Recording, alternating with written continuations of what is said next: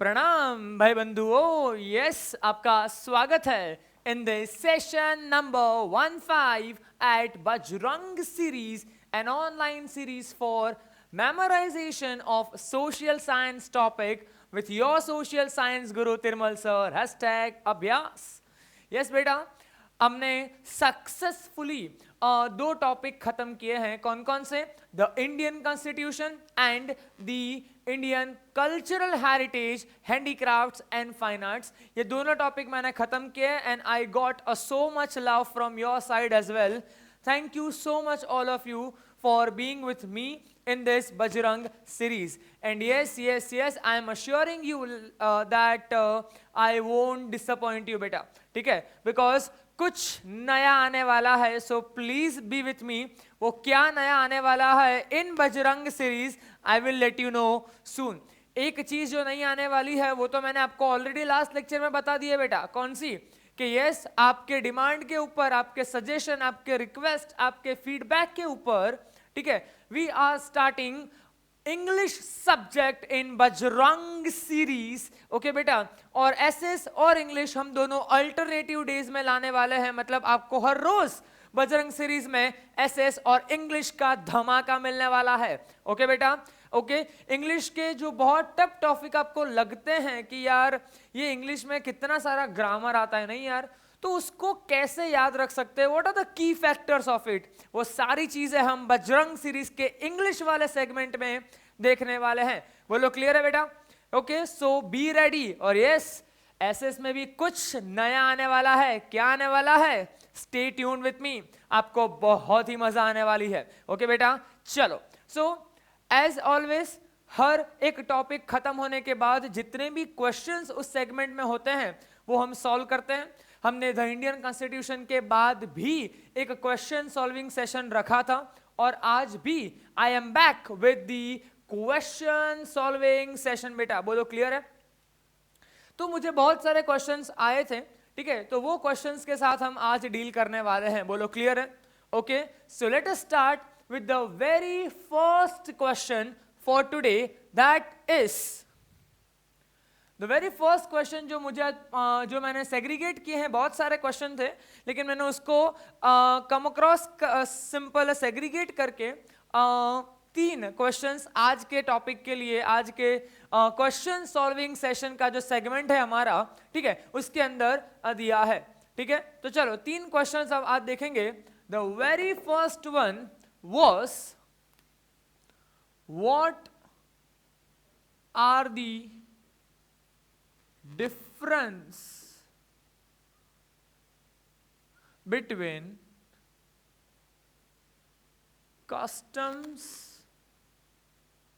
and tradition? ठीक है बेटा, so this is your first question, like what are the difference between custom and tradition.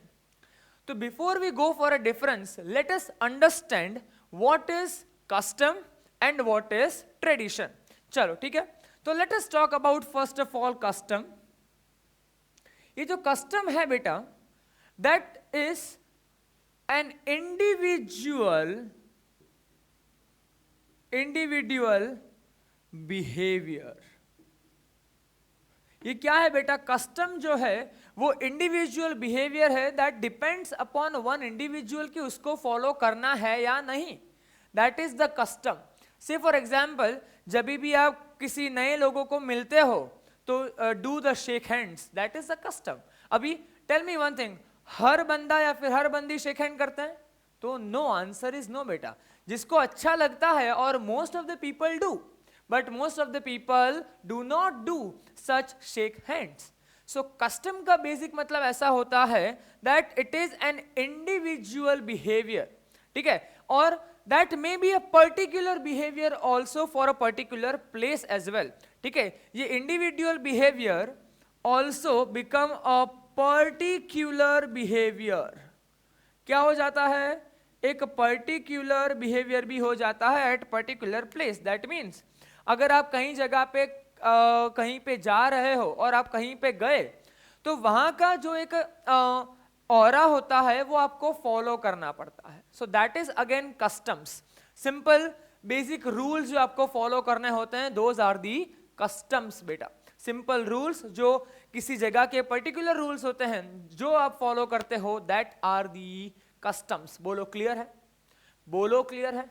Okay बेटा. Now let us talk about the other term जो हमको पूछा गया है, वो है ट्रेडिशन. ओके, ट्रेडिशन का मतलब क्या होता है? सो ट्रेडिशन इज ऐसा बोल सकते हैं कि भी द थिंग्स और डू द थिंग्स जो किसके बेस्ड है बेटा? Which is based on religious belief. मतलब ऐसी चीजें जो किसके ऊपर बेस्ड है बेटा? रिलीजियस बिलीव्स के ऊपर बेस्ड है. एक सिंपल एग्जांपल मैं आपको बताता हूं कि आपके कई जगह मतलब बहुत सारे रिलीजन में ऐसा होता है कि जो फॉर्मर लोग होते हैं, मतलब जिनकी डेथ हो जाती है, उनकी आप श्राद्ध के ऊपर पूजा करते हो, right? Correct. So that is your tradition. ठीक है, that is the tradition. To follow some to follow or to celebrate some festivals, ये क्या है? So that is also the tradition. Tradition का एक खास characteristics मैं आपको बताता हूं बेटा. The characteristics of the tradition that is passes from generation to generation. ठीक है, customs may or may not be passed or it may vary, whereas the tradition passes from generation to generation, and this also may vary. How it may vary beta? So that may vary based on the mentality of people. जैसे जैसे time pass होता है बेटा, ठीक है, वैसे वैसे लोगों की सोच बदलती है, and on based on that custom and tradition भी बदलते हैं. बोलो क्लियर है? ठीक है बेटा. ओके. अपार्ट फ्रॉम दैट एक बहुत इंपॉर्टेंट सवाल इस क्वेश्चन पे से मुझे ये आता है कि कस्टम एंड ट्रेडिशंस क्यों जरूरी है? सो कस्टम्स एंड ट्रेडिशन इसलिए जरूरी है बेटा क्योंकि that allow us to get together. ये सारे कस्टम्स, ये सारे ट्रेडिशन जो हम सेलिब्रेशन करते हैं इस सारी चीजों का, उससे ब्रदरहुड की फीलिंग, फैमिलीहुड की फीलिंग इंक्रीज होती है. हमारा कनेक्शन ज्यादा अच्छा बिल्टअप होता है, हमारा फेथ ज्यादा अच्छा बिल्टअप होता है, and just because of that हमारा ट्रस्ट ज्यादा बिल्टअप होता है. जस्ट बिकॉज ऑफ दैट ये सारे कस्टम्स, ये सारे ट्रेडिशन लोगों को एक साथ रखने के लिए बहुत ही ज्यादा जरूरी है. बोलो क्लियर है बेटा?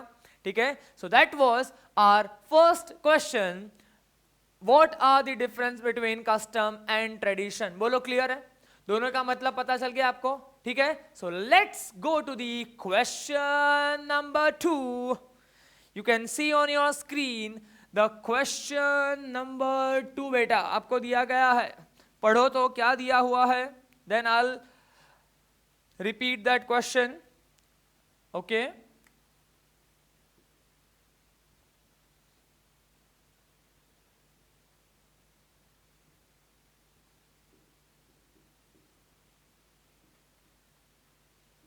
यस, देखा तो क्या था बेटा क्वेश्चन? क्वेश्चन था व्हाट इज स्पिनिंग. स्पिनिंग का मतलब क्या होता है? तो हमने देखा था कल्चरल हैंडीक्राफ्ट्स का एक सेकंड जो वीडियो था, सेकंड जो सेशन था, उसके अंदर हमने वीविंग के बारे में पढ़ा था, हैंड वीविंग के बारे में. मैंने आपको बताया था कि हैंड वीविंग जो है वो सेकेंडरी प्रोसेस है, लेकिन उसके पहले स्पिनिंग करना पड़ता है. We have cotton swab with us, कि जो हमको कॉटन प्लांट्स में से मिल गए हैं, वो पूरा ऐसे कॉटन का स्वॉब होता है, वो हमको मिल गया. नाउ क्या करना होता है बेटा कि वो कॉटन के स्वॉब में से एक एक कॉटन के थ्रेड को निकालना होता है. अभी ये कॉटन के थ्रेड को निकाल के एक दूसरे के साथ अटैच करके एक पूरी थ्रेड बनानी होती है, एंड लेटर ऑन ये थ्रेड को स्टोर करने के लिए उसको एक पर्टिकुलर स्टिक लेके उसके आजू बाजू क्या कर देते हैं बेटा? स्पिन कर देते हैं. ગુજરાતીમાં કહું તો પેલો ખબર છે સીવી દોરાનો દોરો આવે છે, ખબર છે બધાને? સો દેટ ઇઝ, वो किस तरीके से बनता है? ठीक है, तो that is made up of due to a process called spinning. तो spinning usually help us to store such all the threads. बोलो क्लियर? ठीक है, एकदम पक्का? एब्सोल्युटली. चलो, now let us move to the question number 3. Hear it on your screen. ठीक है, the first one is internal migration. ठीक है, उसके बाद दिया गया है एक्सटर्नल माइग्रेशन, उसके बाद दिया गया है रिटर्न माइग्रेशन, फिर है इमिग्रेशन और फिर है एमिग्रेशन. ठीक है, ये 5 वर्ड आपको दिए गए हैं.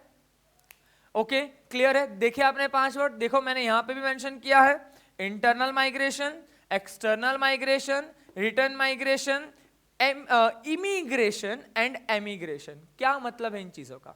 ये सारी चीजें मैं आपको समझाऊं उससे पहले बेटा, उससे पहले what is the meaning of this word called migration, चलो सबसे पहले वो समझते हैं. माइग्रेशन का मतलब होता है the transfer of the people from one place to another. जब लोग एक जगह से जब दूसरी जगह पे जाते हैं उसको हम माइग्रेशन बोलते हैं. बोलो, क्लियर है? Now there are various types of migration. सबसे पहले आपको दिया है इंटरनल माइग्रेशन. इंटरनल माइग्रेशन का मतलब क्या होता है कि जब भी कोई लोग with in a country, with in a state, with in a continent, जब भी विद इन अपने ही एरिया में जहां पे वो रहते हैं, जब वो अपने ही एरिया में एक जगह से दूसरी जगह पे ट्रैवल करते हैं, that is known as internal migration. एक वर्ड जो आपको यहां पे याद रखना है, that is with in.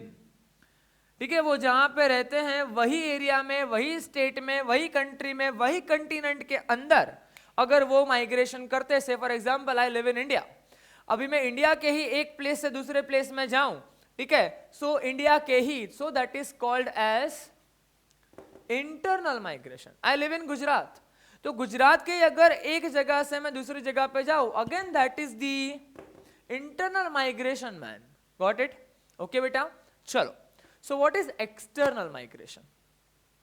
External migration में आपको एक वर्ड जो याद रखना है, दैट इज मूविंग टू. क्या है मूविंग टू?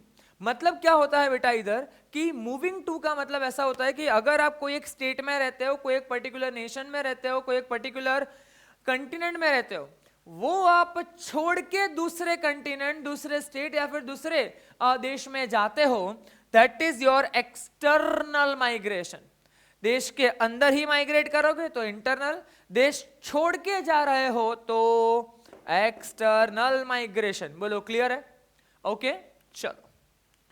तो फिर ये दोनों वर्ड समझ के हम पहले ये दोनों वर्ड समझते. जब एक्सटर्नल होता है, सो एक्सटर्नल होता है इमिग्रेशन भी और एमिग्रेशन भी. कैसे? तुमने ये देश छोड़ा, से फॉर एग्जांपल आपने एक्स देश छोड़ दिया, सो आपने जो एक्स देश छोड़ा वहां से आप क्या कर रहे हो? You are doing the immigration. जो देश से आपने एग्जिट ली है वहां से आप क्या कर रहे हो? एमिग्रेशन कर रहे हो. लेकिन आप जिस देश में जा रहे हो, नए देश में, वहां पे आप क्या कर रहे हो? इमिग्रेशन कर रहे हो. ठीक है, सो दैट इज एमिग्रेशन, बाहर निकलना, और दिस इज इमिग्रेशन, अंदर आना. ठीक है, एक देश छोड़ के दूसरे देश में जाना, that is moving to from one nation to another, that is external migration. जो देश आप छोड़ रहे हो वहां पे आप क्या कर रहे हो? एमिग्रेशन. और जिस नए देश में आप जा रहे हो वहां पे क्या होगा? इमिग्रेशन. तो दैट इज एमी और इमी. पता चला कि पता चला? शाबाश. और बाद में आता है रिटर्न माइग्रेशन. रिटर्न माइग्रेशन भी क्या होता है कि भी द पीपल वॉलंटियरली और इनवॉल्यूंटरली, मतलब कि भी इच्छा हो या फिर बिना इच्छा के, sometime they reach to their origin place. ठीक है, जहां से वो सच में बिलोंग करते थे वहां वो वापस जाते हैं. तो पूरा घूम फिर के जहां पे अगर वो वापस आ रहे हैं, ठीक है, okay, that is known as return migration. क्या बोलते हैं उसको बेटा? रिटर्न माइग्रेशन, बोलो क्लियर है, जहां पे आप वापस आते हो। एक और माइग्रेशन टर्म है, ठीक है, which is known as circular migration. Circular migration का मतलब होता है कि एक पर्टिकुलर ड्यूरेशन के अंदर आप एक ही लूप में घूम घूम घूम घूम करते हो। से फॉर एग्जांपल आपको 6 महीने अफ्रीका रहना है, आपको 3 महीने युगांडा रहना है, आपको 3 महीने इंडिया रहना है, और ये आपको पूरे साल करना ही करना होता है। 6 महीने 3 महीने 3 महीने, 6 महीने 3 महीने 3 महीने। तो ये क्या हुआ, this is known as circular migration, कि आप एक ही लूप में घूम घूम करते हो। बोलो, सो आई होप आज के ये तीनों के तीनों क्वेश्चंस आपको बहुत सही से आए होंगे। Okay, that is what are the difference between custom and tradition, what is spinning, and internal external return, immigration और emigration। बोलो क्लियर है बेटा? ओके, एक और चीज मैं आपको यहाँ पे बताना चाहता हूँ। Let us talk about a word called, यहाँ पे जगह नहीं है, I will just tell you, census. What is census? Because ये क्वेश्चन भी मुझे पूछा गया था, but I unable to write it here, so just I will tell you what is census. तो सेंसस को हिंदी में कहते हैं जनगणना, और गुजराती में कहवाय છે વસ્તી ગણતરી, ठीक है। तो ये क्यों किया जाता है? So from this the particular nation has the idea कि मेरे देश में कैसे लोग, कितने लोग रहते हैं। That will be very easy for the classification of the people who are living in that particular nation. पता चला बेटा? ओके, ठीक है।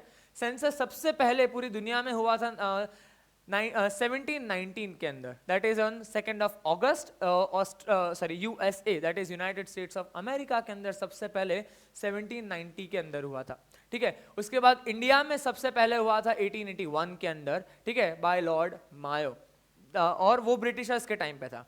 और जब इंडिया इंडिपेंडेंट हुआ तब, ठीक है, 7th टाइम सेंसस आया, ठीक है, that was in the year of 1951, ठीक है। सो 1951 was the first census जो इंडिपेंडेंट इंडिया के अंदर हुआ था। बोलो क्लियर है बेटा? Okay, yes. So I hope आपको ये सेगमेंट क्वेश्चन सॉल्विंग सेशन का पसंद आया होगा।